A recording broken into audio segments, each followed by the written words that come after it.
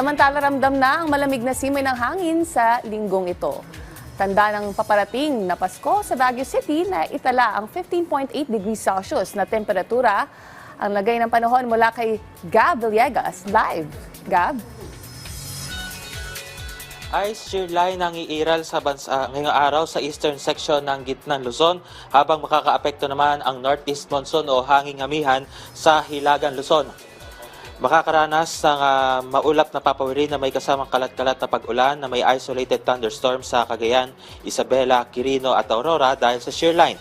Habang ang Cordillera Administrative Region at ang nalalabing bahagi ng Cagayan Valley ay makakaranas ng maulap na papawiri na may kasamang pag-ulan dahil naman sa hanging amihan. Ang Ilocos Region makakaranas ng bahagyang maulap hanggang maulap na papawiri na may isolated light rains dahil rin sa hanging amihan. Habang ang Metro Manila naman at nalalabing bahagi ng bansa ay makakaranas ng bahagyang maulap hanggang sa maulap na papawiri na may isolated rain showers o thunderstorms na dulot ng localized thunderstorms.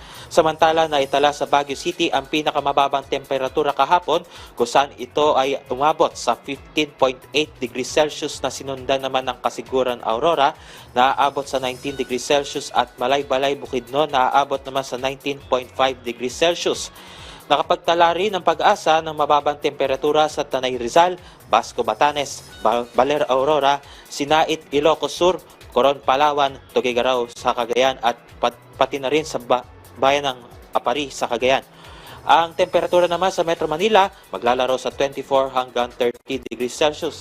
Ayos makakapanayam natin ngayong umaga si Pag-asa Weather Specialist Benison Estareja kaugnay dito sa malamig na panahon na nararanasan sa maraming bahagi ng bansa. Sir Benison, magandang umaga po. Sir, para po sa kaalaman ng ating mga kababayan, bakit po natin nararamdaman tuwing buwan ng Disyembre ang panahon ng amihan at ang malamig na hangin? Saan po ba ito nagmumula? Yung ating umiiral po na hanging amihan is nanggagaling dito sa may mainland Asia. So ito pong high pressure area dito sa may mainland Asia ay siyang umiihip po papunta dito sa Pilipinas. So kung ano yung nararamdaman nilang lamig doon, syempre hindi na ganun kalamig. Hindi na kasi lamig dito sa Pilipinas, pero malamig pa rin po, no? We're expecting na kapag nagyayelo na dito pagsapit po ng late December hanggang February, then mas lalamig pa yung ating temperatura, lalo na po sa madaling araw. Sir, kahapon po, nung maitala doon sa Baguio City, yung 15.8 degrees Celsius na ano po. So, posible pa po ba itong bumaba? And ano po yung ine-expect na pinakamababang temperatura na maitatala po ng Pag-asa doon po sa Baguio City? For the next few days, we're expecting kasi na hindi pa talaga ganun kalakas. No? Parang nandito lang sa may northern central Luzon yung amihan natin. So, steadily nasa 15 degrees Celsius yung ating early morning temperature sa may Baguio City. Pero pagsapit ng weekend hanggang early next week, then lalakas muli yung hanging amihan natin. And we're expecting na baka bumaba pa muli ito into 13 to 14 degrees Celsius. Yung ating lowest temperature na 12.4 sa may Baguio City sa Benguet State University sa Benguet noong December 5. Posible pang mas bumaba yan, no, pagsapit po ng latter part ng December hanggang sa early February. Sir, ano po, dito po sa Metro Manila, so nakakaranas na din po tayo ng mga malamig na hangin tuwing sasapit po ang gabi hanggang madaling araw po. Ano rin po yung inaasahan natin na pinakamababang temperature po dito sa Metro Manila? For Metro Manila naman, we're expecting na maglalaro pa rin between 23 to 24 degrees Celsius, yung pinakamababang temperatura natin sa madaling araw in the coming days yan.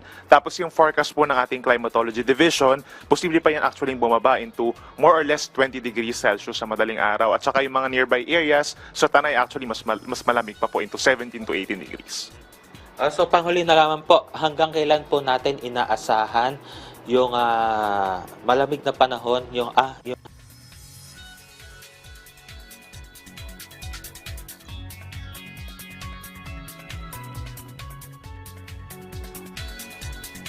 malakas pa rin po yung bugso ng amihan natin, posibleng bumaba pa yan.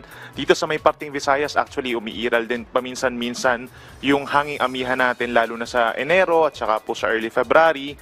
Kaya aasahan na mas lalamig pa yung ating mga temperatures. Magkakaroon pa tayo ng mga record-breaking temperatures in the coming weeks. Okay po. Maraming pong salamat Sir Benison Estareja.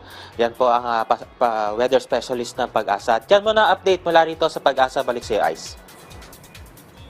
Maraming salamat, Gab Villegas.